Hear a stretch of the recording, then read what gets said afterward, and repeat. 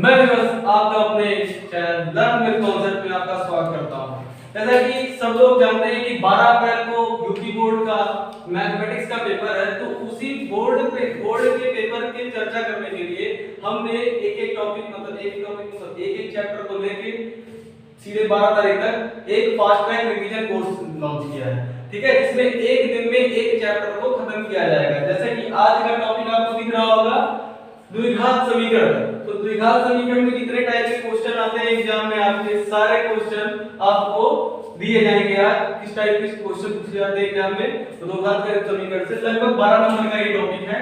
Exam में आपके 12 number का ये टॉपिक कवर करता है। ठीक है, तो आज हम लोग सबसे पहले द्विघात समीकरण के बारे में पढ़ना शुरू करेंगे। ऐसे चैप्टर वाइज करते 11 तारीख के शाम तक हम लोग लगभग सारे चैप्टर को कवर कर लिया जाएगा। तो ये वीडियो जो रहेगी आपकी, एक वीडियो में आपका एक चैप्टर समाप्त हो जाएगा। ये होगा आपका फास्ट ट्रैक रिवीजन। ठीक है, तो सबसे पहले आज हम लोग पढ़ना शुरू करेंगे क्या, द्विघात समीकरण। द्विघात समीकरण होता क्या है, जब किसी समीकरण में दो की घात 2 होती है, उसी को हम लोग क्या कहते हैं, दो घात समीकरण। दो घातीय समीकरण को क्या कहते हैं, इसमें घात 2, मैक्सिमम डिग्री क्या है 2। जैसे ax² + bx + c, तो इसकी मैक्सिमम डिग्री क्या है 2 है। इसी को हम क्या कहेंगे, द्विघात समीकरण या क्वाड्रेटिक इक्वेशन, इंग्लिश में इसको क्या कहेंगे, क्वाड्रेटिक इक्वेशन। तो इस तरह से क्वेश्चन किस तरह से क्वेश्चन में पूछे जाते हैं। तो सबसे पहले हम लोग वही उसी की चर्चा करना शुरू करेंगे। देखिए ax² + bx + c ये क्या है, एक दो घात समीकरण है। तो पहला क्वेश्चन जो आपका इसमें किस तरह से पूछेगा, इसमें बोलेगा कि आप दो घात समीकरण की जांच कीजिए कि ये दो घात समीकरण है या नहीं है। ठीक है, इसमें पहला जो क्वेश्चन आएगा तो वो पूछेगा दो घात समीकरण है या नहीं है। तो देखिए किस तरह से क्वेश्चन रहेगा, उसमें एक रहेगा x + 1 * 2 =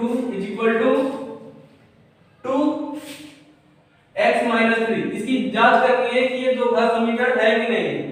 तो क्या करेंगे, सबसे पहले इसका इसमें गुणा करेंगे तो क्या होगा, 2x हो जाएगा, और इसका इसमें गुणा करेंगे तो 2 हो जाएगा। ये भी क्या होगा, 2x हो जाएगा, और ये माइनस 3 दूनी 6, ये प्लस है, यहाँ माइनस, प्लस माइनस माइनस 2 3 दूनी 6।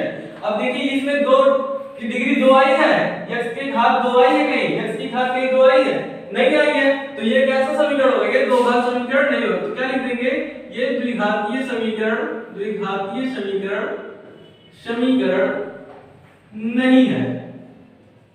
नहीं है।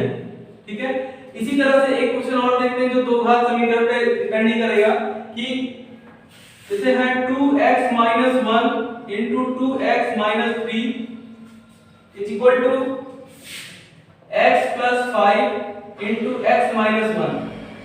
ठीक है, इसमें क्या है, गुणा करना सबको पता ही होगा कैसे गुणा किया जाता है। पहले इस नंबर इसका गुणा इन दोनों में करेंगे, फिर इसका गुणा इन दोनों में करेंगे, इसी तरह से गुणा किया जाता है।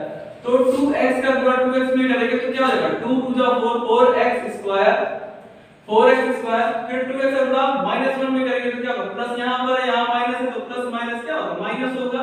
2 का गुणा 1 में करेंगे तो क्या आएगा, 2x आएगा। 2x का गुणा 1 में करेंगे तो 2x आएगा, 2x ही आएगा। फिर क्या, अब ये वाला काम खत्म हो गया यहां से, अब हम इसका काम लेके चलेंगे। इसका गुणा पहले क्या करेंगे, इसमें करेंगे, फिर इसका गुणा इसमें करेंगे। तो -3 और +2, तो ये क्या हो जाएगा, प्लस और माइनस मिलके क्या बना देगा, माइनस बना देगा। तो 3 दूनी 6, क्या हो जाएगा, 6x हो जाएगा, ये 6x हो जाएगा। फिर यहाँ माइनस है, यहाँ माइनस है, माइनस माइनस क्या होगा, प्लस होगा, प्लस पहले लिख देंगे, फिर 3 × 3, ठीक है, बराबर। फिर इसी तरह से इसमें भी करेंगे, x का गुणा पहले इस x में करेंगे, फिर इस 5 में करेंगे, तो x² हो जाएगा। ये x का गुणा x में करेंगे तो x², और x का गुणा 5 में करेंगे तो क्या 5x हो जाएगा। इसी तरह से -1 है, यहाँ पर प्लस x है, तो माइनस प्लस माइनस हो जाएगा, और 1 का गुणा x में करेंगे तो x आएगा, और -1 का गुणा -5 में करेंगे तो -5 आएगा। इस समीकरण को सॉल्व करने की जरूरत नहीं है।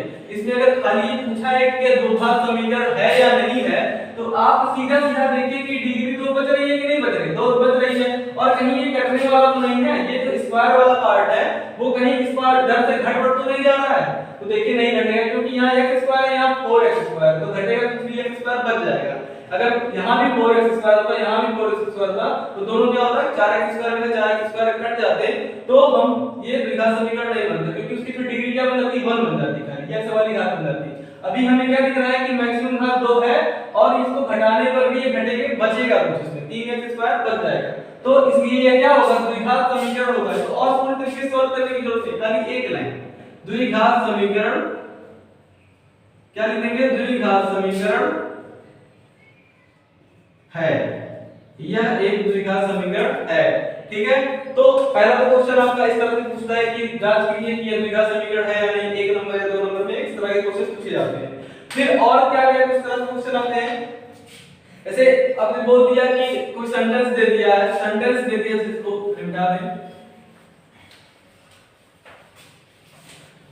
ऐसे सेंटेंस वाइज क्वेश्चन जो रहता है, जैसे दो क्रमागत धनात्मक पूर्णांकों का गुणनफल 306, ऐसे लिखा क्वेश्चन लिखा रहेगा आपका, दो धनात्मक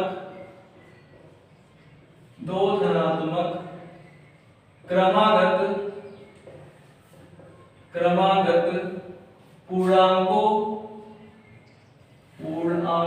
का गुणनफल 306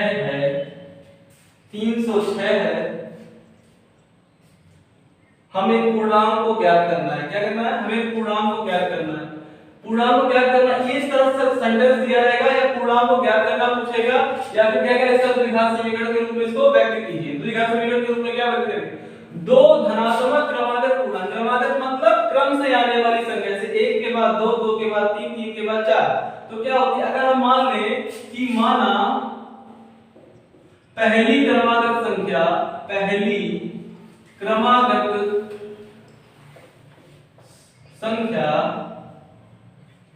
क्या है, x है, तो दूसरी क्या होगी, x + 1 होगी। क्यों, क्रमागत मतलब क्रम से आने वाली। तो आप जब 1 2 3 4 इस तरह से देखते हैं तो क्या आता है, 1 के बाद 2, 2 में कितना जुड़ रहा है, 1 में 1 जुड़ रहा है। इसे दूसरी संख्या क्या होगी, दूसरी क्रमागत संख्या क्या होगी, दूसरी क्रमागत संख्या क्या हो जाएगी, x + 1 हो जाएगा। x + 1 1, जैसे इसको मान लीजिए 1 ये 2 हो गया, तो x में 1 जोड़ दिए, आगे वाला आ गया। इनका बोलता है गुणनफल कितना है, क्वेश्चन के हिसाब से क्या दिया हुआ है, क्वेश्चन के हिसाब से कह रहा है कि इन दोनों का गुणनफल 306 है। तो प्रश्नानुसार ऐसे लिखना पड़ेगा आपको सारा, प्रश्नानुसार क्या बोलता है, दोनों धनात्मक क्रमागत पूर्णांकों का गुणनफल 306, गुणनफल मतलब गुणा, x गुणे x + 1, इन दोनों के बीच में गुणा का चिन्ह छिपा रहता है, बराबर 306। अब अगर हमें x का मान पूछा होता, दोनों संख्याओं को पूछा होता, तो हम x का मान निकालते।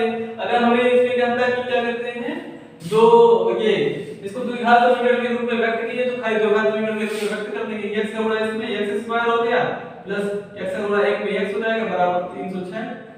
तो x² + x - 306 बराबर 0। ये क्या हो गया, द्विघात समीकरण के रूप में व्यक्त हो गया। ठीक है, इस तरह का क्वेश्चन पूछेगा तो इस टाइप में ही पूछेगा द्विघात समीकरण, क्योंकि अगर इसको तोड़ना चाहेंगे, जैसे द्विघात समीकरण भी आगे मैं बताऊंगा आपको कि द्विघात समीकरण को कैसे तोड़ा जाता है, तो ये इतना बड़ा संख्या नहीं देगा, नॉर्मली आसानी से टूट जाएगा। ठीक है, आपको उसमें टेंशन लेने की जरूरत नहीं है। तो इस तरह से इसमें आपके 3 तरह के क्वेश्चन पे पूछे जाएंगे कि जांच कीजिए कि द्विघात समीकरण है या नहीं है, या कोई सेंटेंस दे देगा कहेगा कि द्विघात समीकरण के रूप में व्यक्त कीजिए। ये 1 नंबर से 2 नंबर के क्वेश्चन में पूछ सकता है। ठीक है, आगे हम देखेंगे क्या कि गुणनखंड कैसे किया जाता है, द्विघात समीकरणों का गुणनखंड हम कैसे आखिर करते हैं, द्विघात समीकरणों का गुणनखंड आखिर कैसे करते हैं, ये हम लोग चेक करेंगे। तो देखते हैं क्वेश्चन के माध्यम से चलेंगे हम लोग, द्विघात समीकरण कैसे होगा। जैसे दिया है कि कोई क्वेश्चन दिया है x² -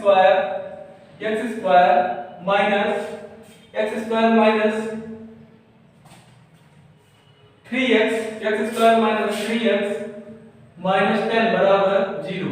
इसमें बोला है कि इसका गुणनखंड कीजिए, क्या कीजिए, बोलेगा गुणनखंड कीजिए, आसानी से पूछेगा क्या, गुणनखंड कीजिए, गुणनखंड कीजिए।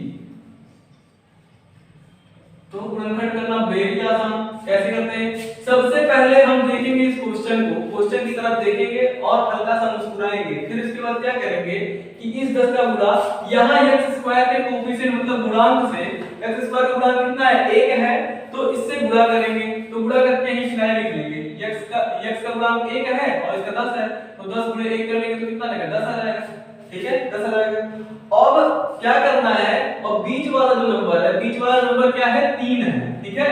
तो हमें ऐसी दो संख्या को खोजनी है, ऐसी दो संख्या खोजेंगे जिनका गुणा करने पर 10 आए और जोड़ने या घटाने पर कितना आए 3 आए, ठीक है। तो ऐसी दो संख्या कौन सी होगी, जरा आप लोग सोचिए और कमेंट करके जरूर बताइएगा कि आप लोगों को समझ में आ गया था। लेकिन मैं यहाँ पर बताता हूँ क्या आएगी, क्या होगी 5 और 2, 5 गुणे 2 अगर हम कर दें तो 5 दूनी 10 हो जाएगा, और 5 में से अगर 2 को घटा देंगे तो कितना आ जाएगा 3 आ जाएगा कि नहीं आ जाएगा। तो अब देखिए क्या करेंगे, इसमें कुछ सिंपल तरीके से ऐसे इंप्लाइज दैट का सिंबल लगाएंगे, फिर यहाँ पर x स्क्वायर लिखेंगे। अब इस 3 को इस 5 और 2 में तोड़ लेंगे, 5 और 2 में तोड़ने का मतलब 5 माइनस 2 कर देंगे, और बाहर क्या लगा हुआ है x, इसमें कोई फर्क पड़ेगा, 3 तो बनना ही बना, और ये भी क्या हो गया 3 बन जाएगा, कोई फर्क नहीं पड़ेगा, बस गुणनखंड करने के लिए हमें सब करना है। फिर यहाँ पर -10 बचा है, इस -10 को ऐसे लिख देंगे बराबर 0 हो गया, ठीक। इसके बाद फिर इंप्लाइज दैट का सिंबल लगाएंगे, जब बराबर बीच में लिखा रहता है तो इंप्लाइज दैट का सिंबल या फिर यहाँ पर और लिखना अनिवार्य होता है, जिससे आपको स्टेप मार्किंग में भी अच्छा थोड़ा सा नंबर मिलता है। नहीं तो अगर यहाँ पर इंप्लाइज या आर नहीं लगाएंगे तो जैसे अगर 2 नंबर का क्वेश्चन है तो एग्जांपल एक ही नंबर दे दिया, तो थोड़ा सा अच्छे तरीके से सब चीज लिखना चाहिए, ठीक। अब इसमें क्या करना है, x स्क्वायर ऐसे उतारा, इसी x का गुणा इस 5 में करेंगे तो क्या -5x हो जाएगा, क्योंकि माइनस बाहर लगा होता है। फिर इस x का गुणा इस -2 में करेंगे तो -2x आएगा, लेकिन ये माइनस और ये माइनस मिलकर क्या बना देगा प्लस 2x हो गया। एक साथ मैंने ब्रैकेट को भी तोड़ दिया और मल्टीप्लाई भी कर दिया, ठीक है। फिर -10 बचा है, बराबर क्या हो जाएगा 0 हो जाएगा, ठीक। अब आगे क्या करेंगे, अब 2 को एक साथ ले लेंगे और 2 को एक साथ ले लेंगे, इसी स्टेप में ले लेंगे, अगले स्टेप में लेंगे उसको ऐसे क्या करेंगे x स्क्वायर -5x इसको एक साथ ले लिया, फिर दूसरे ब्रैकेट में 2x -10 को एक साथ ले लिया, बराबर 0 कर दिया, ठीक है। इतना आप लोगों को बात समझ में आया। गुणनखंड से एक क्वेश्चन आपको जरूर पूछेगा कि गुणनखंड कीजिए या जांच कीजिए, इस तरह के क्वेश्चन आपको 1 या 2 नंबर में आपको जरूर पूछ जाएंगे, ठीक है। अब देखेंगे कि इसमें जैसे 2 को हम लिए, इन दोनों में क्या कॉमन है, इन दोनों में क्या कॉमन है, यहाँ पर 2 बार x है, यहाँ पर 1 बार x है, तो x कॉमन होगा, x कॉमन मतलब उभयनिष्ठ क्या होगा, उभयनिष्ठ निकाल लेंगे, x कॉमन हो गया तो बचा क्या यहाँ पर x -5 बचा, क्या बचा x -5, क्योंकि ये x बाहर निकल गया और एक x यहाँ बच गया, और यहाँ से एक x निकल गया तो खाली क्या बचा 5 बचा, इसलिए 5 हो गया, माइनस लगा इसलिए माइनस कर दिया। अब इसमें से देखिए क्या कॉमन है, इसमें से जब देखेंगे हम लोग कॉमन क्या है, तो इसमें तो x है नहीं, तो x तो कॉमन हो गया, लेकिन 2 कॉमन निकल जाएगा, अगर 2 निकाल देंगे तो यहाँ से 2 हट जाएगा और यहाँ पर 2 से भाग देंगे तो कितना हो जाएगा 5, तो +2 अगर निकाल दिए तो x माइनस क्या बचा 5 बचा, ठीक है। अब देखिए अब क्या होगा कि इन दोनों में देखिए, इन दोनों में अब ये इसमें और इसमें देखिए क्या कॉमन है, x -5 कॉमन है, लिख लीजिए x -5 कॉमन है, और दूसरे ब्रैकेट में क्या बच जाएगा x +2 बच जाएगा, यही आपका अभाज्य गुणनखंड होगा। इस इक्वेशन का गुणनखंड क्या होगा, ये होगा, ठीक है। इसी प्रकार से इस पे एक क्वेश्चन और हम लोग देखते हैं, थोड़ा सा इससे थोड़ा सा अच्छा क्वेश्चन देखते हैं कि अंडर रूट में दिया रहता है, रूट में दिया रहेगा तब कैसे सॉल्व करेंगे। ऐसे है क्या, √2x है, √2x स्क्वायर है प्लस 7x है प्लस 5√2 है, क्या है प्लस 5√2 है बराबर 0। इस तरह के क्वेश्चन अगर दिए रहे तो क्या होगा, इसमें हम पहले क्या करेंगे, इसका इसमें गुणा करेंगे, तो 5 है यहाँ पर √2 का गुणा करेंगे तो 2 हो जाएगा, ठीक है। √2 का गुणा कर देंगे तो क्या हो जाएगा 2 हो जाएगा, तो 5 दूनी 10 हो जाएगा, ये इन दोनों का गुणा करेंगे तो 10 आना चाहिए, और फिर जोड़ने के घटाने पर क्या आना चाहिए 7 आना चाहिए, जोड़ने के घटाने पर क्या आना चाहिए 7 है। फिर इसका भी गुणनखंड क्या होगा 5 और 2 का गुणा करेंगे 10 आ जाएगा, और 5 में से 2 5 और 2 को जोड़ देंगे तो कितना आ जाएगा 7 आ जाएगा, ठीक है। तो देखते हैं क्या हुआ कि इंप्लाई दैट का सिंबल लगाएं, √2x square plus 5 + 2 * x plus 5√2 = 0। यहां तक आपको समझ में आया। फिर इसके बाद हम क्या करेंगे, फिर इंप्लाई दैट का सिंबल लगाएंगे, √2x² प्लस इसका गुणा इसमें 5x हो गया, इसका गुणा इसमें करेंगे तो 2x हो गया, प्लस 5√2, ठीक है। 2 का मतलब क्या है? 2 का मतलब होता है √2 into √2, क्या √2 into √2, 2 बार √2 का अगर गुणा कर देंगे तो वो किसमें बदल जाएगा? 2 में बदल जाएगा, ठीक है। तो अब देखिए इसमें कुछ कॉमन दिख रहा है, हाँ बिल्कुल दिख रहा है। क्या दिख रहा है कॉमन आपको? x² इसमें है, x इसमें है, √2 तो नहीं कॉमन है क्योंकि यहाँ 5 है, यहाँ √2 है, ठीक है। x² इसमें है, x इसमें है, तो x कॉमन निकल जाएगा। x अगर कॉमन ले लिया तो क्या बचेगा? √2x बचेगा, √2x लिख दिया, प्लस 5 लिख दिया, प्लस 5 ही तो बचा। फिर क्या किया? इन दोनों को एक साथ लिया, 2 यहां से कॉमन, 2 यहां से नहीं कॉमन निकलेगा, क्या निकलेगा? √2 कॉमन निकलेगा, क्योंकि यहां 2 बार √2 है और यहां एक बार √2, तो √2 कॉमन निकलेगा। तो √2 कॉमन ले लेंगे तो बचेगा क्या? √2x प्लस 5 है, ये भी बच जाएगा। क्या हो जाएगा? √2x प्लस 5 फिर ये बच जाएगा। और हम जब देखेंगे कि इन दोनों में, अब देखेंगे कि इन दोनों में कौन सा कॉमन है, तो ये बीच वाला कॉमन निकल के आएगा। इसको फिर हम यहां पर लिख लेंगे कि √2x प्लस 5, √2x प्लस 5 और दूसरे ब्रैकेट में बचेगा x प्लस √2 इक्वल टू 0। यही इसका क्या होगा? अभाज्य गुणनखंड होगा। √2x प्लस 5 और √x प्लस √2, ये क्या होगा? इस इक्वेशन का क्या होगा? अभाज्य गुणनखंड होगा। समझ में आया?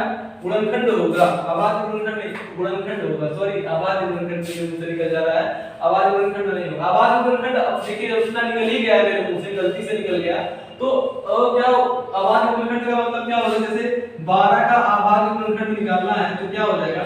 इसको दो ऐसी संख्याओं में तोड़ेंगे, इसका गुणा करने ऐसी संख्याओं में तोड़ेंगे जिनका अभाज्य हो, ठीक है। अभाज्य, जैसे अभाज्य हो तो अपने से और अपने से कटे या फिर एक से कटे, तो 4 गुणे 3 में इसको तोड़ सकते हैं। फिर इसको क्या 2 गुणे 3, ये इसका अभाज्य गुणनखंड होगा, ठीक है। जैसे 12 को तोड़ना था अभाज्य गुणनखंड, तो 2 गुणे 3 हो गया, ठीक है। अभाज्य गुणनखंड गलती से निकल गया, बहुत सॉरी इसके लिए, ठीक है। आगे फिर हम देखना चाहेंगे कि आगे किस तरह से इसके क्वेश्चन पूछे जाएंगे, आगे किस तरह से क्वेश्चन पूछते हैं इसमें। गुणनखंड पे एक स्टेटमेंट वाला भी क्वेश्चन हम देख लेते हैं, फिर आगे चलेंगे कि स्टेटमेंट वाले क्वेश्चन किस तरह से पूछे जाते हैं। ये एकदम आपके 12 अप्रैल के एग्जाम के लिए बहुत ही महत्वपूर्ण सेशन है, जिसको आप लोग एंजॉय, आई होप, मुझे लगता है कि आप लोग एंजॉय पूरा ले रहे होंगे पढ़ने में इसको, क्योंकि इतना तेज रिवीजन एक वीडियो में आपको एक पूरा चैप्टर मिल जाएगा। इससे आपका बहुत ही फास्ट ट्रैक रिवीजन होगा, जिससे कहेंगे क्या, बहुत तेजी से रिवीजन हो गया, ठीक है। जैसे अगर मैं स्लो पढ़ा रहा हूँ तो आप लोग अपना मतलब पॉइंट बढ़ा लीजिएगा। सभी लोग जानते हैं कैसे बढ़ता है कि 1.5 पे 1.25 पे करके देख लीजिएगा, समझ में आना चाहिए बस आपको, ठीक है। देखिए अब इसमें किस तरह से क्वेश्चन है, जैसे स्टेटमेंट वाले कैसे क्वेश्चन पूछे जाते हैं इसमें। जैसे 2 क्रमागत धनात्मक पूर्णांक ज्ञात कीजिए। क्या बोल रहा है? क्वेश्चन पूछा 2 क्रमागत धनात्मक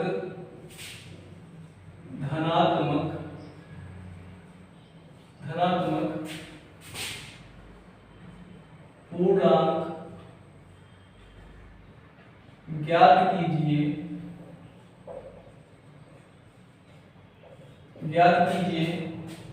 जिनके वर्गों का योगफल 365 है। क्या? जिनके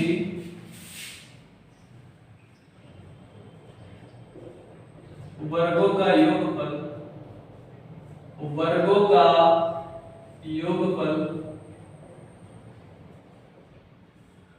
365 है। बहुत आसान क्वेश्चन है ये, कोई इसमें कोई दिक्कत ही नहीं है, सबसे आसान क्वेश्चन ये।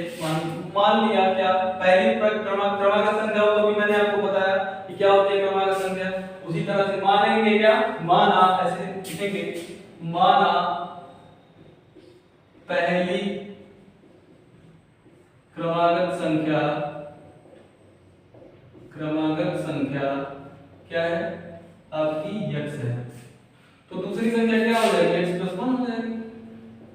दूसरी क्रमागत संख्या क्या हो जाएगी, x प्लस 1 हो जाएगी। अब प्रश्न के अनुसार प्रश्नानुसार लिखेंगे, क्यों? क्योंकि प्रश्न के अनुसार जैसा कह रहा है वैसा करना पड़ेगा। ठीक है, तो प्रश्नानुसार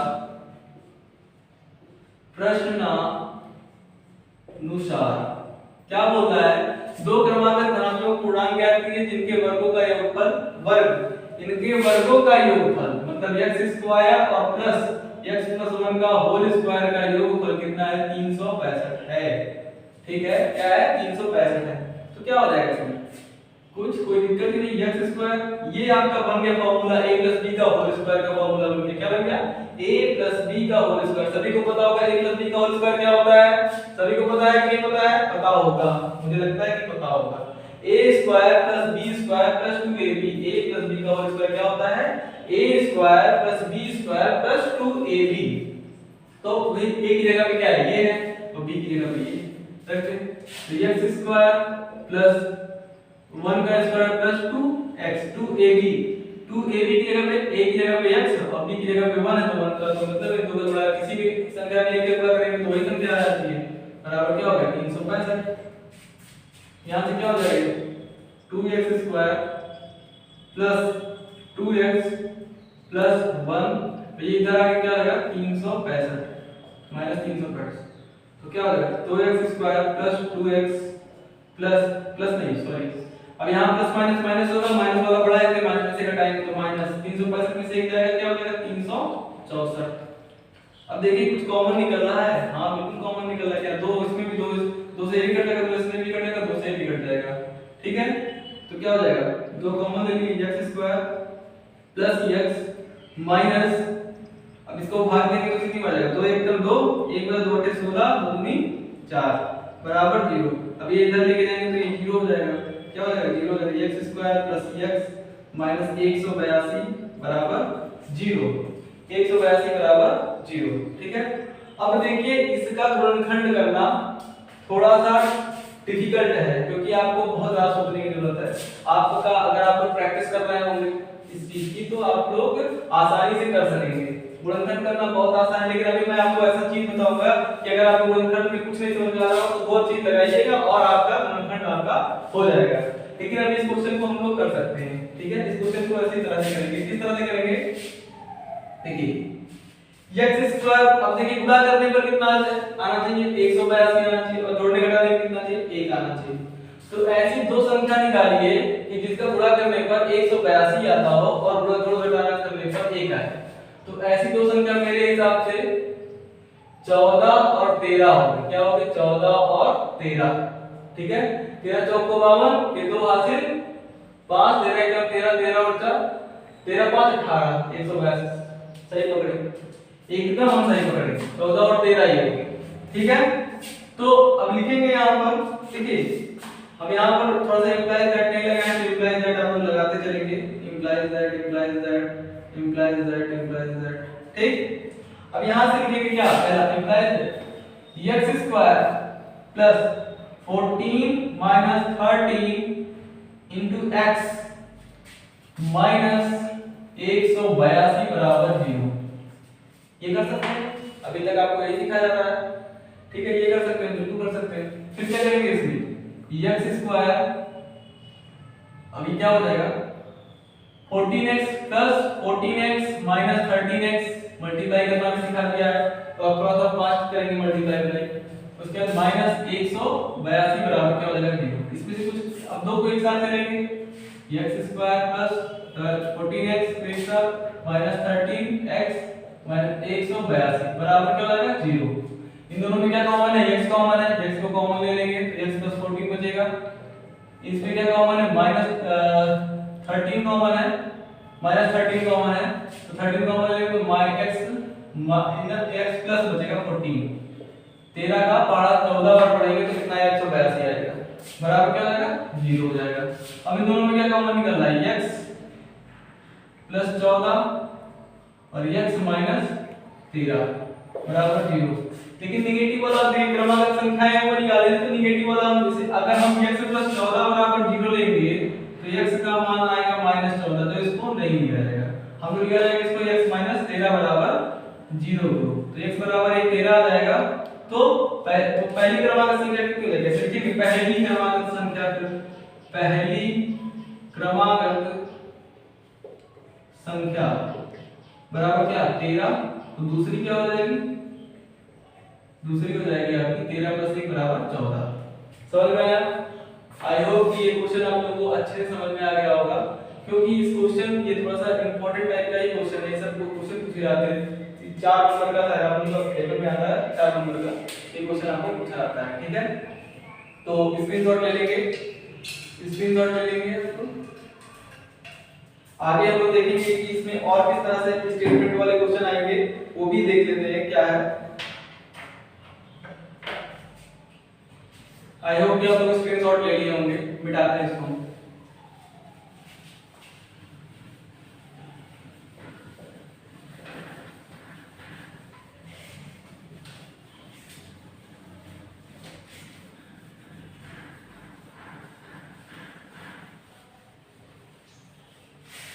अब एक क्वेश्चन और इसमें हम देखेंगे कि क्या है, किस तरह से क्वेश्चन आएगा ये, वो भी देख लेते हैं। एक समकोण त्रिभुज की ऊंचाई क्या है? एक क्वेश्चन देखिए क्या है, पूछ रहा है एक समकोण त्रिभुज की, एक समकोण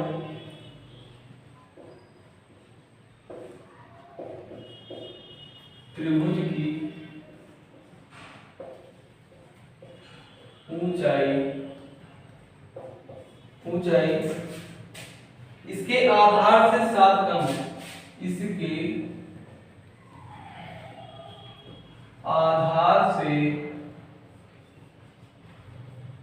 7 सेंटीमीटर कम है। इस लाइन का मतलब उसमें एक समकोण त्रिभुज है जिसकी ऊंचाई जो है उसके आधार से 7 सेंटीमीटर कम है। मतलब अगर आधार x है तो ऊंचाई कितनी होगी? x - 7 होगी। ठीक है, 7 सेंटीमीटर कम है। यदि कर्ण 13 सेंटीमीटर है, यदि कर्ण 13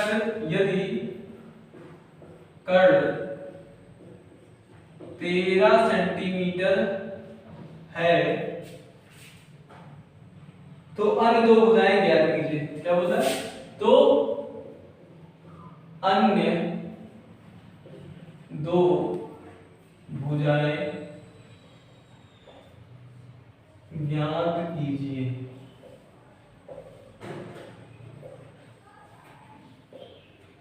कोई दिक्कत नहीं है, क्या है इसका?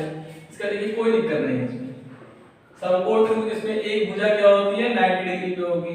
एक भुजा किस पे होगी? 90 डिग्री पे होगी। बोल रहा है कि एक समकोण त्रिभुज की ऊंचाई क्या है आपकी? ये है ऊंचाई, इसके आधार से 7 सेंटीमीटर कम है। आधार अगर मान लेते हैं x है तो ये कितना है? x - 7 centimetre. सेंटीमीटर यहां लिख लीजिए, सेंटीमीटर। ये x सेंटीमीटर अगर माने तो ये कितना है? x - 7 centimetre. और ये आपका कर्ण जो दिया है, कर्ण सबसे बड़ी भुजा को क्या कहते हैं? कर्ण कहते हैं। ये कितना आपका 13 सेंटीमीटर का दिया हुआ है। तो अन्य दो भुजाएं क्या करना? मतलब एक ही भुजा क्या करना है, एक भुजा क्या करना है। तो इसे आपको लिखना पड़ेगा क्या? माना आधार बराबर 1 सेंटीमीटर और तो ऊंचाई बराबर क्या हो जाएगा? ऊंचाई बराबर x - 7 सेंटीमीटर। ये प्रश्न में कहा हुआ है। ठीक, या फिर क्या प्रश्न में कहा हुआ है। अब हमें बचपन में हम लोग एक चीज पढ़े थे, पाइथागोरस प्रमेय। बचपन में क्या? अभी बचपन में ही है हम लोग। बचपन में तो पहुंचे नहीं, बचपन में ही है। तो अभी पाइथागोरस प्रमेय पढ़े थे तो उन्हीं पाइथागोरस प्रमेय से लग जाएगा। पाइथागोरस प्रमेय से, पाइथागोरस प्रमेय से। पाइथागोरस प्रमेय क्या कहता है? कर्ण का वर्ग बराबर लंब का वर्ग धन आधार का वर्ग। सबसे बड़ी भुजा का वर्ग अन्य दो भुजाओं के वर्गों के योगफल के बराबर होता है। यही क्या होता है? आपका पाइथागोरस प्रमेय होता है। सबसे बड़ी भुजा का वर्ग अन्य दो भुजाओं के वर्गों के योगफल के बराबर होता है। ठीक है, तो कर्ण का वर्ग मतलब 13। कर्ण क्या है? सबसे बड़ी भुजा 13 से का वर्ग बराबर लंब क्या है? लंब मतलब ऊंचाई, लंब मतलब ऊंचाई मतलब x - 7 का वर्ग प्लस आधार मतलब ये x का स्क्वायर इसको सॉल्व कर लेंगे, आपका आंसर आ जाएगा, दोनों हो जाएगा, x का मान निकल जाएगा। तो 13 का वर्ग कितना होता है, 169 होता है। ये a b का होल स्क्वायर, इसका एक फॉर्मूला सबको पता होगा, a square plus b square minus 2ab। तो a स्क्वायर मतलब x square plus b square मतलब 7 का square minus 2 into ax into b मतलब 7 प्लस x स्क्वायर। क्या करें, x स्क्वायर इधर 169 है, इधर इंप्लाइज दैट का सिंबल लग ही रहा है, प्लस 49 ये हो गया, माइनस 14x हो गया, प्लस x स्क्वायर हो गया। फिर यहां से 169 x स्क्वायर मतलब 2x स्क्वायर हो गया, माइनस 14x हो गया, प्लस 49। इसको इधर लेके चले जाएं, इसको इधर लेके चले जाएंगे तो इधर 0 हो जाएगा, लेकिन हम इसको सारे को मतलब इधर इसको उधर लेके जाएंगे, लेकिन इसको तो इधर लिखेंगे, क्या 2x square minus 14x plus 49 minus 40 169 बराबर क्या हो जाएगा 0। इसको अगर हम घटाएंगे तो कितना आएगा, 2x स्क्वायर माइनस 14x, 9 में से माइनस में से घटेगा तो माइनस का निशान आएगा, 9 में से 9 गया 0, 6 में से 4 गया 2 और यहाँ 120 बचा। अभी देखिए इसमें से कुछ कॉमन निकल रहा है, 2 कॉमन फैक्टर निकल रहा है, क्या निकल रहा है 2 कॉमन निकल रहा है, निकाल से 2 कॉमन निकल रहा है। 2 कॉमन निकालेंगे तो x स्क्वायर माइनस 7 में 14x माइनस 60, यही तो आ रहा है, यही आएगा बराबर 0। ठीक है, अब ये 2 इधर जाएगा तो 0 हो जाएगा, बचेगा क्या, यहाँ से बचेगा आपका x square minus 7x minus 60 बराबर 0। अब ऐसी दो संख्या ज्ञात करनी है हमें जिनका गुणा करने पर 60 आए और जोड़ने घटाने पर 7 आए। ऐसी कौन सी दो संख्या होगी, ऐसी कौन सी दो संख्या होगी जिनका गुणा करने पर 7 आए और जोड़ने घटाने पर 7 आए। ऐसी दो संख्या बताइए, 12 और 5 होगी, 12 पंचे 60, 12 में से 5 जाएगा तो क्या बचेगा 7 5 12 और क्या होगा 5 होगा। ठीक है, तो x square minus 12 minus 5 into x minus 60 बराबर 0। समझ में आया कि नहीं आया, समझ में आ गया होगा। x स्क्वायर क्या हो जाएगा, x स्क्वायर माइनस 12x, ये माइनस माइनस प्लस हो जाएगा, प्लस 5x माइनस 60 बराबर 0। दोनों को एक साथ, इन दोनों को एक साथ लेंगे, x कॉमन निकल जाएगा तो बचेगा x माइनस 12 बचेगा प्लस 5x माइनस 12 बचेगा, बराबर क्या होगा 0 हो जाएगा। ठीक है, अब इन दोनों में क्या कॉमन निकलेगा, x माइनस 12 कॉमन निकलेगा, तो x माइनस 12 हम यहां से कॉमन ले लेंगे, क्या लेंगे x माइनस 12 कॉमन ले लिए और x प्लस 5 इधर बच गया बराबर 0। हम क्या करेंगे, देखिए लंबाई चौड़ाई ऊंचाई ये सब क्या होती है, कभी नेगेटिव नहीं होती है। तो अगर हम x माइनस x प्लस 5 लेंगे, x प्लस 5 बराबर 0 लेंगे तो x बराबर क्या आएगा -5 आएगा। तो आप x आधार कभी -5 सेंटीमीटर का होगा, -5 सेंटीमीटर का कभी होगा। आप कहीं भी जाते हैं, चलते हैं, किसी भी पृथ्वी पे चल रहे हैं तो 1 किलोमीटर 2 किलोमीटर 3 किलोमीटर जाएंगे, लेकिन -2 किलोमीटर 3 किलोमीटर 4 किलोमीटर चल जाएंगे, तो होगा नहीं। तो इसी तरह से आधार ये कभी माइनस नहीं होता है लंबाई चौड़ाई, तो ये हम नहीं लेंगे। ठीक है, लेंगे क्या x माइनस 12 बराबर 0।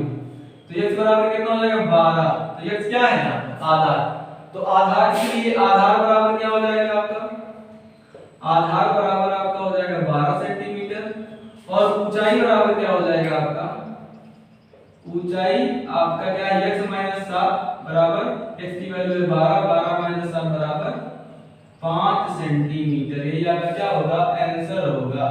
इसको आप खूब बढ़िया से सजा के अपने बोर्ड की कॉपी में लिख देंगे। ठीक है, ये सारे सब एनसीईआरटी बेस्ड क्वेश्चन है, सारे बहुत इंपॉर्टेंट क्वेश्चन हैं।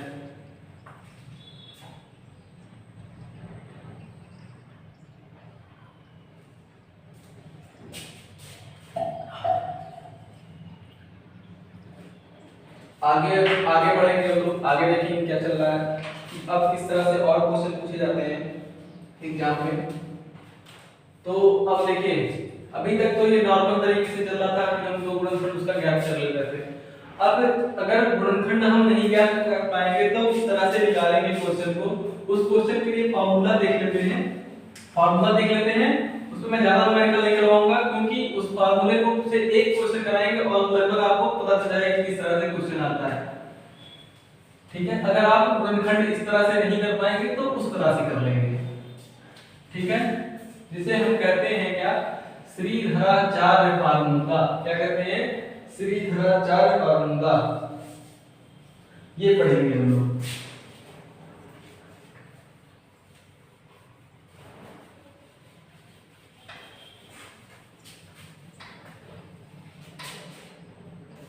श्रीधराचार्य फार्मूला क्या होता है, फार्मूला जो अगर आपको नहीं समझ में आ रहा तो क्या लगाएंगे, श्रीधराचार्य, श्रीधराचार्य।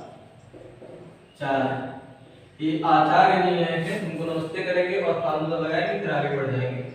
ठीक है, हमारा क्वेश्चन साफ नंबर लेने से मतलब है, आचार्य नहीं कोई बनेगी, नमस्ते हम लोग करेंगे।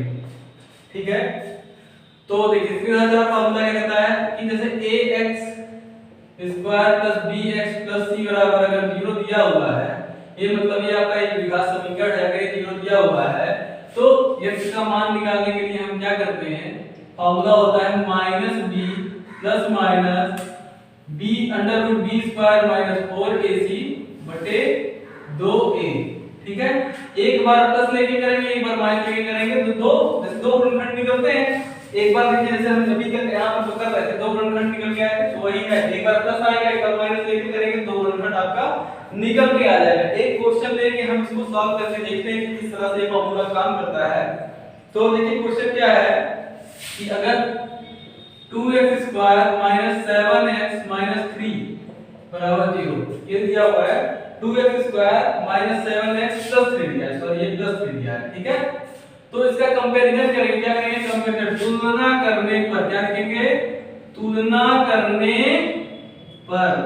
तुलना करने पर तो आप कह दिए सर, आप लोग पूछ सकते हैं कि तुलना करने पर क्या दिए, लेकिन किससे करना है तुलना। ठीक है, तुलना करने पर क्या होगा, तुलना करने पर कुछ होगा नहीं, इसी से तुलना करेंगे और क्या, एक ax square plus bx plus c के फॉर्म में जो लिखा हुआ है उसको से तुलना कर लेंगे, ax square plus bx plus c बराबर 0। यहां से हमें ये a b c का मान निकल के आ जाएगा, यही करने के लिए तो हम तुलना किए थे। तो a का मान कितना हो जाएगा, यहां से 2 हो जाएगा, b का मान कितना हो जाएगा, अब देखिए यहाँ प्लस है यहाँ माइनस है, तो हम माइनस के साथ पूरा चलेंगे, -7 हो जाएगा। ठीक है, फिर c का मान कितना हो जाएगा, यहाँ से c का मान आपका हो जाएगा 3 हो जाएगा।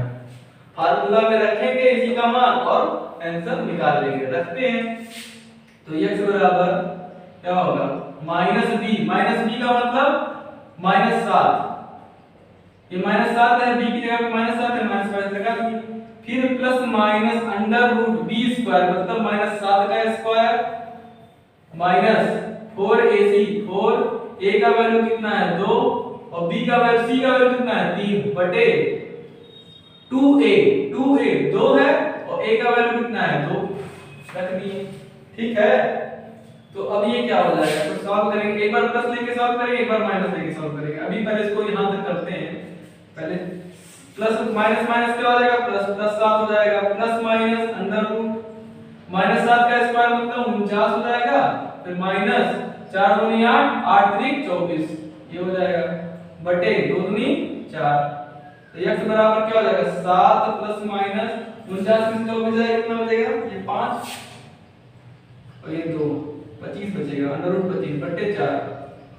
तो अभी इसको सॉल्व करेंगे तो क्या आएगा, x बराबर 7 प्लस एक बार प्लस लेके करेंगे तो 7 प्लस 25 का वर्गमूल निकालेंगे तो 5 आएगा, 7 प्लस 5 यहां पर प्लस माइनस करेंगे तो बटे 4। अब क्या करेंगे, एक बार प्लस ले लेते हैं, x बराबर 7 प्लस 5 बटे 4 बराबर क्या हो जाएगा 12 बटे 4, तो 4 एकम 4, 4 में हमारा x का मान कितना आ गया 3 आ गया।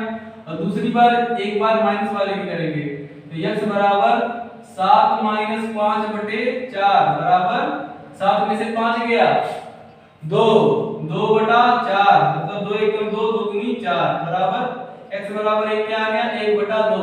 तो आप लोगों को समझ में आया कि श्रीधराचार्य फार्मूला कैसे लगता है, इसी तरह से लगता है। तुलना करेंगे, ए बी सी का मान निकालेंगे, रख देंगे, फटाक से आंसर निकाल देंगे। जब आपको कोई समझ में नहीं आए कि हम कैसे गुणनखंड करें, क्या करें, उस समय में नहीं आ रहा है तो क्या करें, एक आचार्य जी थे जिनका नाम था श्रीधराचार्य, ठीक है, आचार्य जी का नाम श्रीधराचार्य, उन्होंने एक फार्मूला दिया जिस फार्मूले से हम गुणनखंड निकालते हैं और गुणनखंड निकाल के x का मान दोनों अलग-अलग करके निकाल लेते हैं, ठीक है। तो आप लोगों को, मुझे लगता है कि आप लोगों को ये समझ में आ गया होगा श्रीधराचार्य का नियम। आगे चलते हैं, आगे हम लोग इसमें एक तरह का क्वेश्चन पूछता है आपसे कि मूल ज्ञात कीजिए। तो मूल कुछ नहीं होता है, इसी को हम कहते हैं मूल। कहता है कि आप एक द्विघात समीकरण दिया रहेगा, कहेगा इसका मूल ज्ञात कीजिए, तो कुछ मूल नहीं होता है, यही तो ये आया है x का मान अलग अलग, एक बार x का मान कितना 3 आया, एक बार x का मान 1/2, यही इसका क्या हो गया, मूल हो गया, ठीक है। ये अक्सर पूछे जाते हैं एग्जाम में कि मूल ज्ञात कीजिए, ठीक है। तो आगे एक क्वेश्चन करके देख लेते हैं कि मूल कैसे पूछता है, वो भी देख लेते हैं। जब सब देख रहे हैं तो वो भी देख लेंगे थोड़ा सा। जैसे क्वेश्चन दिया हुआ है आपके सामने कि x माइनस 1/x बराबर 3 का मूल ज्ञात कीजिए, ठीक है। इसको करते हैं, x माइनस 1/x बराबर 3 ये किया हुआ, ठीक है। मूल ज्ञात करना है, तो मूल ज्ञात करने के लिए कुछ करना है नहीं, एलसीएम लेंगे तो क्या हो जाएगा, x स्क्वायर ही हो जाएगा माइनस 1/x हो जाएगा बराबर 3 हो गया, ठीक है। यहां से ये हो गया, फिर x स्क्वायर माइनस 1, अभी इसका मल्टीप्लाई हो जाएगा तो क्या हो जाएगा 3x हो जाएगा, इधर आएगा x स्क्वायर, इसको इधर ले आएंगे तो माइनस 3x और इधर माइनस 1 पहले से बचा हुआ ये हो गया।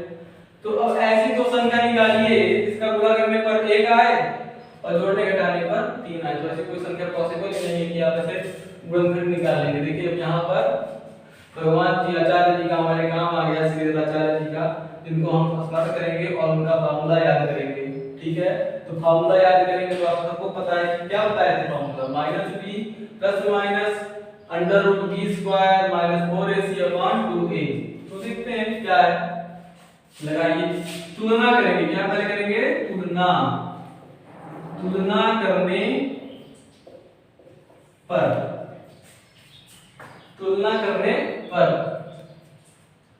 तो क्या हो जाएगा, यहां से ax² + bx + c बराबर 0, ठीक है।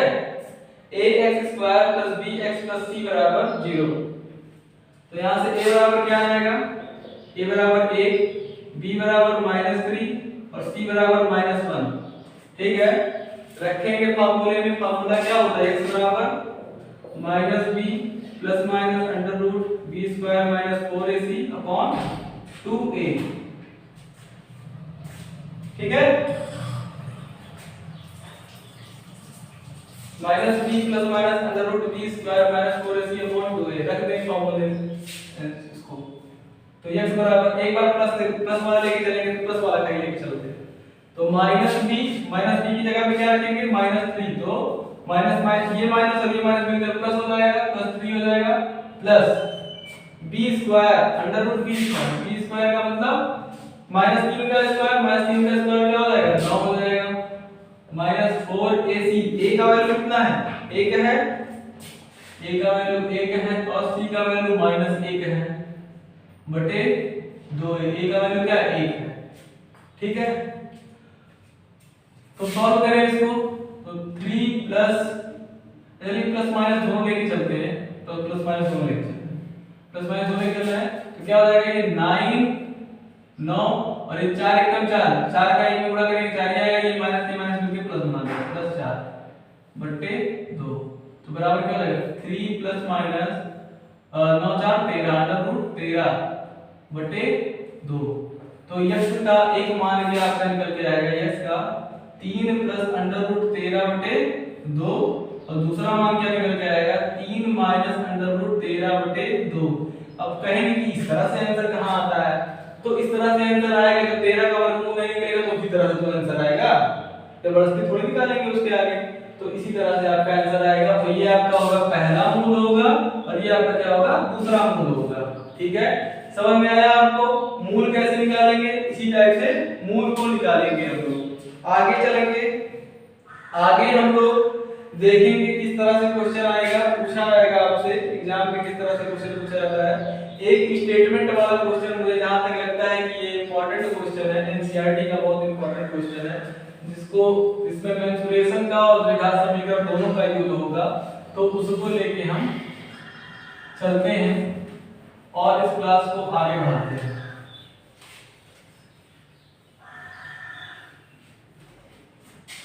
तो देखिए क्या है, बोल रहा है क्वेश्चन कि एक आयताकार खेत का विकर्ण, क्वेश्चन लिखा हुआ है, क्वेश्चन एक आयताकार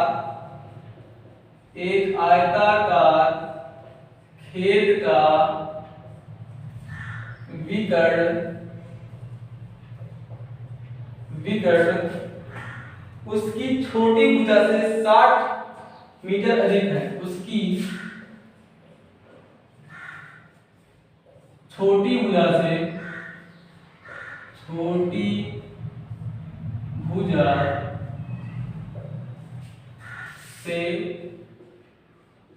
60 सेंटीमीटर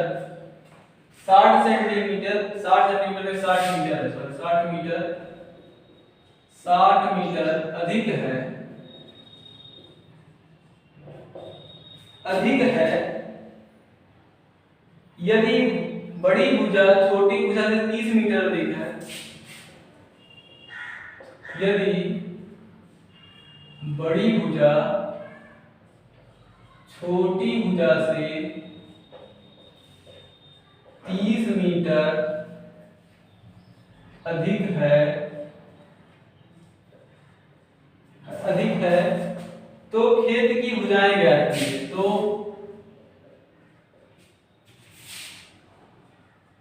खेत की भुजाएं ज्ञात कीजिए।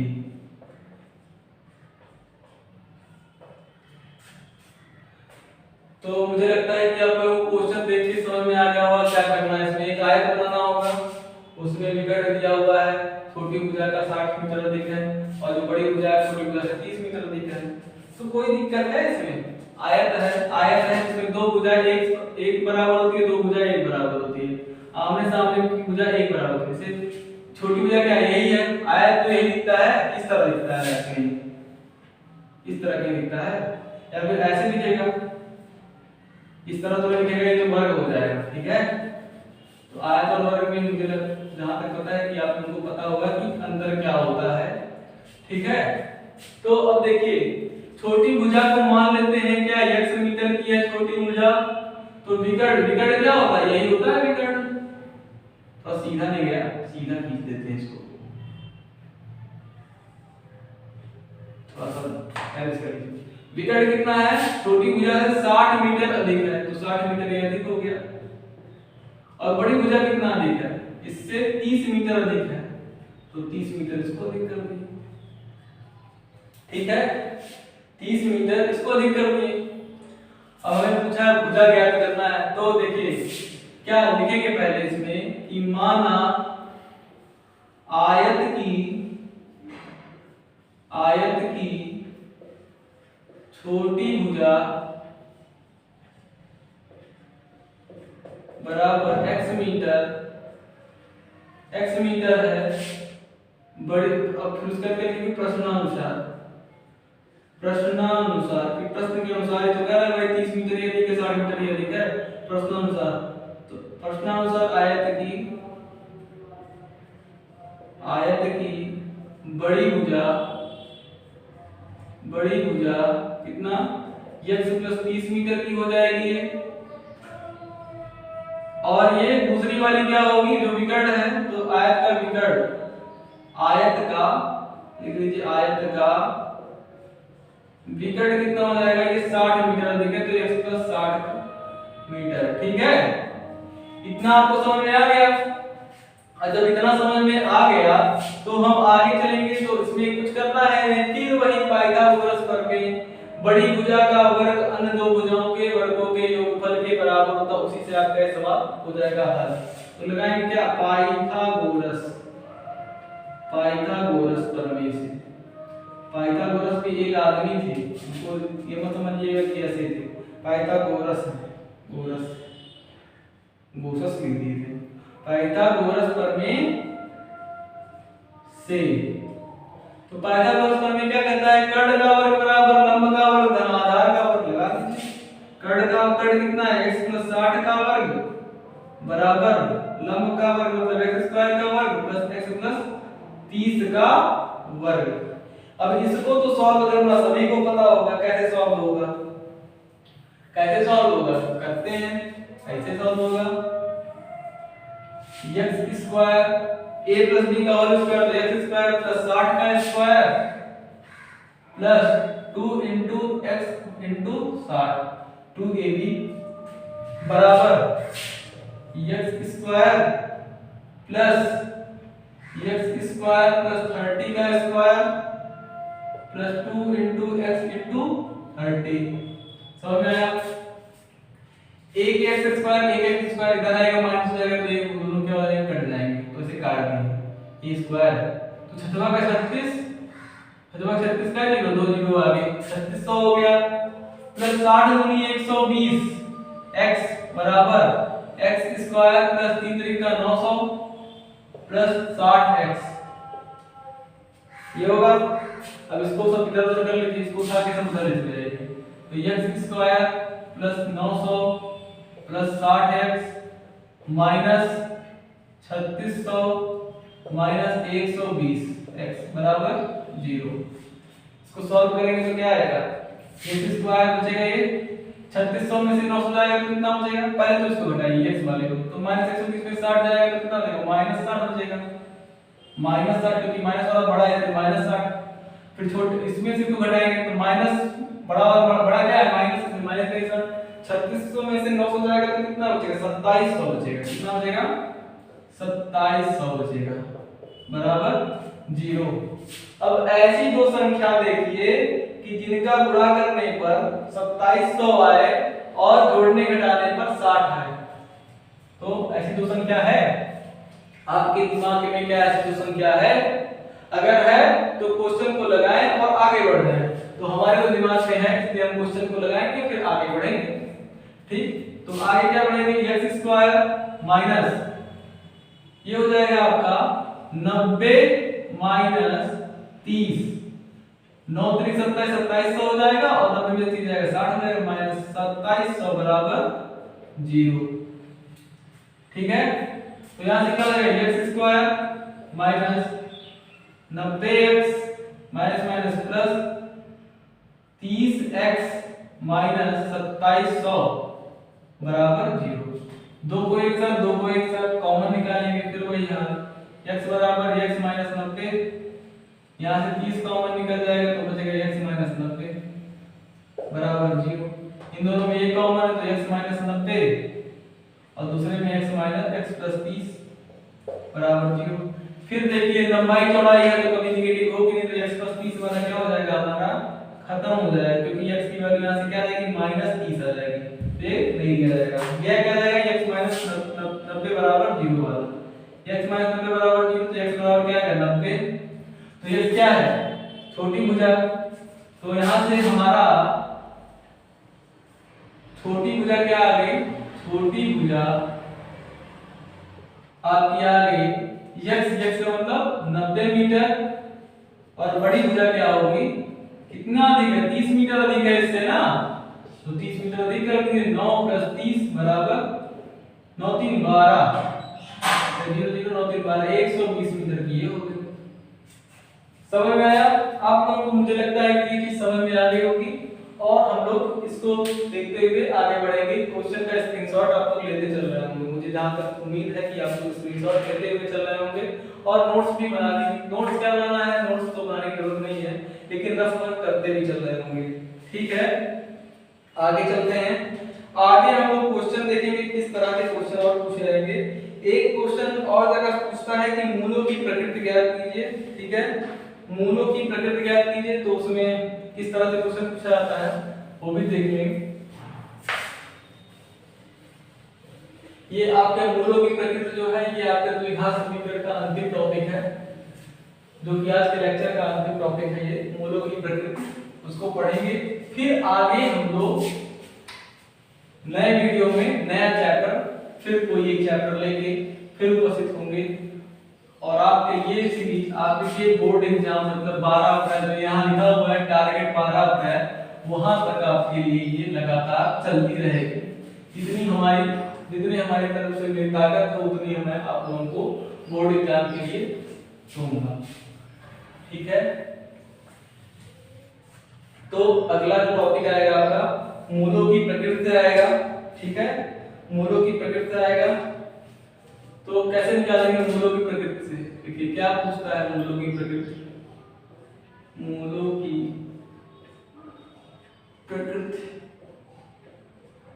इस मूल की प्रकृति 3 तरह की होती है। मूल किसका निकलता है? द्विघात समीकरण का मूल निकलता है। तो द्विघात समीकरण क्या होगा? वही ax square plus bx plus c बराबर 0, यही होगा। तो इसमें 3 तरह से हम निकालते हैं मूलों की प्रकृति।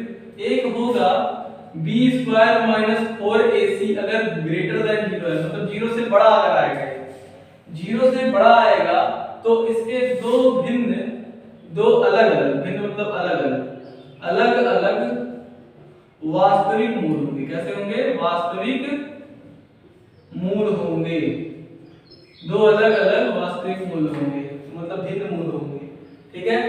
फिर दूसरा क्या होता है कि b स्क्वायर माइनस 4ac अगर बराबर है 0 के तो इसके समान वास्तविक मूल होंगे। जैसे यहाँ भिन्न अलग अलग आ रहा था, यहाँ पर क्या होगा? समान वास्तविक मूल होंगे, समान वास्तविक मूल होंगे, वास्तविक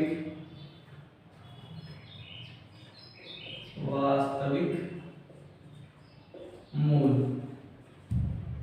अगर तीसरा कंडीशन क्या कहता है? अगर b स्क्वायर माइनस 4ac अगर लेस देन है 0 से अगर छोटा है तो इसका कोई वास्तविक मूल नहीं होगा, क्योंकि माइनस में आएगा, माइनस कोई वास्तविक मूल नहीं होता है, ठीक है। तो कोई वास्तविक मूल नहीं, कोई वास्तविक मूल नहीं।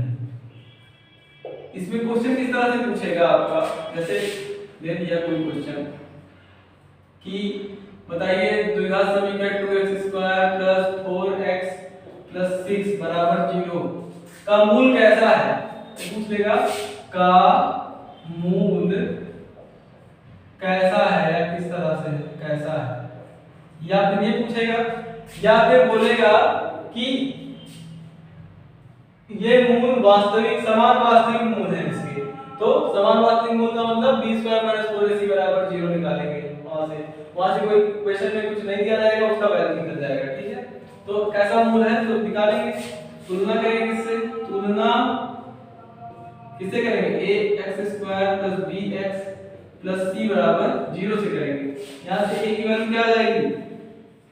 a की वैल्यू यहां से आएगी, अब 2 b की वैल्यू आ जाएगी 4 और c की वैल्यू कितनी आएगी? 6, ठीक है, 6 आ जाएगी। तो रख ले b स्क्वायर माइनस 4ac बराबर b स्क्वायर, तो इसमें क्या आएंगे, क्या इंप्लाइज कर सकते हैं b स्क्वायर का मतलब 2 का इसका मतलब 16 माइनस 4ac का मतलब 4 का मतलब 4, a का मतलब 2 और c का मतलब 6, तो 16 माइनस 6 चौक 24, 24 दूनी 48, ये क्या बचेगा? इसमें आ रहा है आपका 24, 48 में से 16 आएगा कितना? 16 दूनी 32, 16 दूनी 32 बचेगा, 32 बचेगा, माइनस का 32 बचेगा।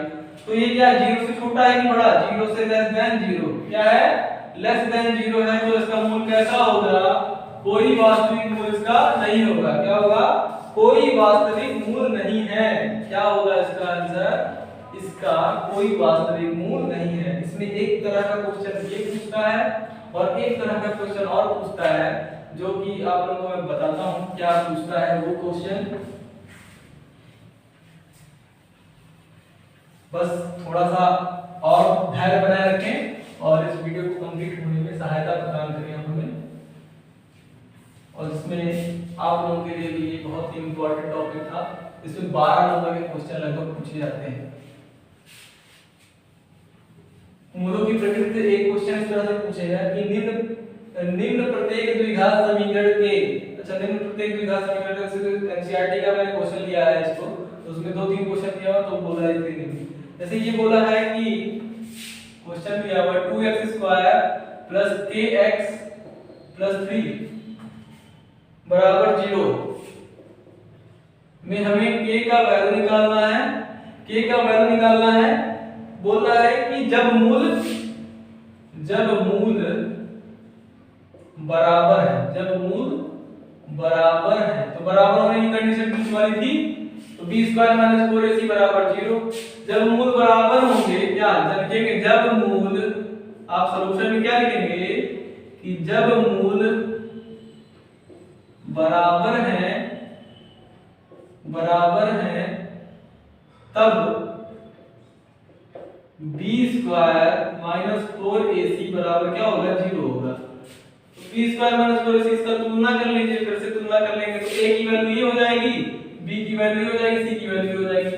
ये आप लोग अब खुद से करेंगे, मैं यहीं पर लिख दे रहा हूं, ठीक है। तो एक b की वैल्यू क्या हो जाएगी, k, तो k², k का मान भी तो निकालना है, k का मान भी निकालना है, k² - 4a, a का मतलब 2, c का मतलब 3 बराबर 0। तो k² बराबर 4 दूनी 8 3 24 -24 बराबर 0। तो k² बराबर क्या हो गया, 24 हो गया। ये k² बराबर आ गया आपका 24 आ गया। तो यहां से k का वैल्यू क्या आ जाएगा, √24। √24 को कैसे तोड़ेंगे हम, √24 को कैसे तोड़ेंगे, k बराबर 6 × 4, इसमें 6 × 24, 6 का कोई गुणनखंड नहीं होगा, तो 4 का रूट निकल जाएगा 2 और 2√6, ये हो जाएगा k का मान क्या आ जाएगा, 2√6। अब रूट क्लियर करते तो ये क्या प्लस माइनस में आता है, क्या आता है, प्लस माइनस में आता है, ठीक है। इसमें एक आपसे क्वेश्चन और मैं आप लोगों को, एक आज की वीडियो का ये लास्ट क्वेश्चन रहेगा। इस क्वेश्चन को बताने के बाद आज मैं इस वीडियो को यहीं पर खत्म करूंगा और द्विघात समीकरण को यहीं पर समाप्त करूंगा, रोकूंगा। द्विघात समीकरण को रोकने के बाद कल, जैसा भी अगर आपको वीडियो पसंद आए तो आप लोग कमेंट करके मुझे बता दीजिएगा कि कौन सा टॉपिक आप अगला पढ़ना चाहते हो, ठीक है। आप लोग कौन सा टॉपिक अगला पढ़ना चाहते हो तो ये कमेंट करके आप बता देंगे। एक क्वेश्चन और देख लेते हैं, क्या एक ऐसी आम की बगिया बनाना संभव है, बोल रहा है, क्वेश्चन कह रहा है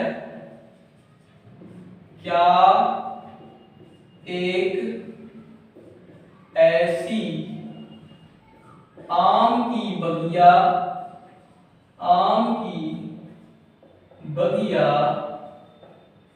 बनाना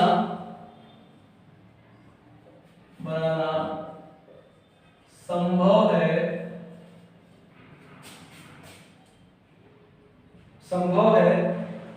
जिसकी लंबाई चौड़ाई से 2 गुनी हो, जिसकी लंबाई चौड़ाई से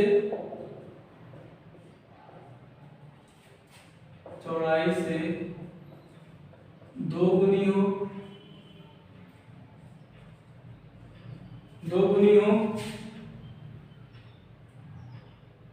और उसका क्षेत्रफल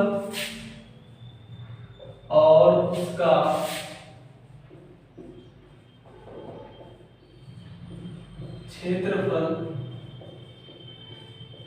800 मीटर स्क्वायर हो,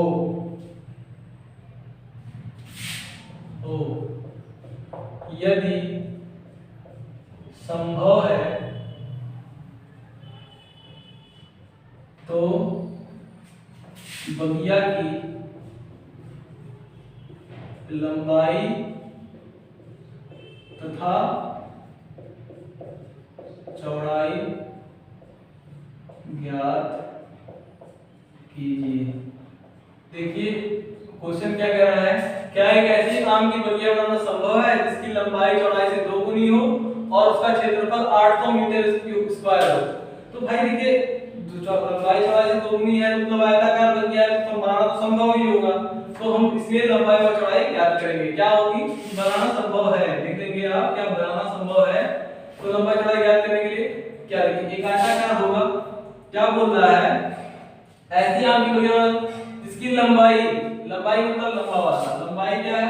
चौड़ाई से 2 गुनी, मतलब अगर ये x है तो ये कितना है? 2x है। ठीक है, ये x है तो ये 2x है। तो ऐसे लिख लेंगे, माना चौड़ाई, ये चौड़ाई बराबर x मीटर, तो लंबाई बराबर क्या हो जाएगा? लंबाई बराबर 2x मीटर। तो प्रश्नानुसार इसमें लिखना है 2x मीटर हो जाएगा। तो आयत का क्षेत्रफल हमें पता है, आयत का क्षेत्रफल पता है। क्षेत्रफल बराबर क्या होता है? लंबाई गुणे चौड़ाई, लेंथ इनटू विड्थ। तो लंबाई कितनी है? क्षेत्रफल कितना हो जाएगा? 800 दिया हुआ है यहाँ 800। लंबाई कितना है? 2x into x। तो 800 बराबर क्या हो जाएगा? 2x square. तो 2x स्क्वायर बराबर भी 800 हो जाएगा। तो x स्क्वायर यहाँ से क्या आ जाएगा? 800 बटा 2, ये क्या हो जाएगा? 400। तो x बराबर क्या हो जाएगा? Under root 400। ये किसका वर्ग है? 20 का वर्ग है। तो 20 मीटर इसका क्या आ जाएगा? चौड़ाई कितना आ जाएगा आपका? इसका चौड़ाई जो आएगा आपका, x की वैल्यू 20 है तो x कितना है? x चौड़ाई है आपका। तो चौड़ाई बराबर क्या आ जाएगा यहाँ से? चौड़ाई बराबर 20 मीटर और लंबाई बराबर 20 गुणे 2 बराबर 40 मीटर। ठीक है, तो आपका लगभग मुझे जहां जो इम्पोर्टेंट चीजें लगी वो मैंने आपको इस वीडियो में कवर करा दिया है। अगर आपको वीडियो अच्छी लगी हो तो अपने दोस्तों को ज्यादा से ज्यादा शेयर करेंगे और हमारे वीडियो को लाइक, सब्सक्राइब और शेयर तो करेंगे ही करेंगे। लाइक करेंगे, सब्सक्राइब करेंगे और बेल आइकन भी जरूर दबा देंगे ताकि आने वाली वीडियो का नोटिफिकेशन आप तक जल्द से जल्द पहुंचता रहे। ठीक है, बहुत बहुत धन्यवाद।